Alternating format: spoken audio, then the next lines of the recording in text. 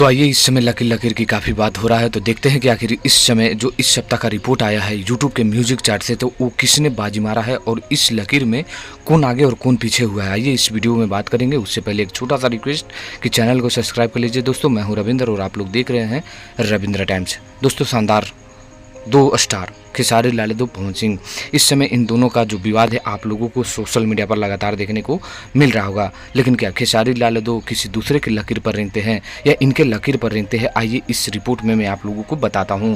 दोस्तों, इस पर मैं किसी के बारे में ये नहीं कहूँगा कि वो किसी के पीछे है या किसी के आगे है। बस इतना ही कहूँगा कि यूट्यूब का म्यूजिक चार्ट आप लोग लगातार जो देख रहे हैं, जो भी सोशल मीडिया पर लोग रहते हैं, जाकर देखो। दोस्तों, इस समय अगर आपको बात करूँ तो खेसारी लाल यादव 8वें नंबर पर हैं, जबकि पवन सिंह 10वें नंबर पर हैं। लेकिन इससे दोनों से ऊपर कोई और है तो 5वें नंबर पर शिल्पी राज है।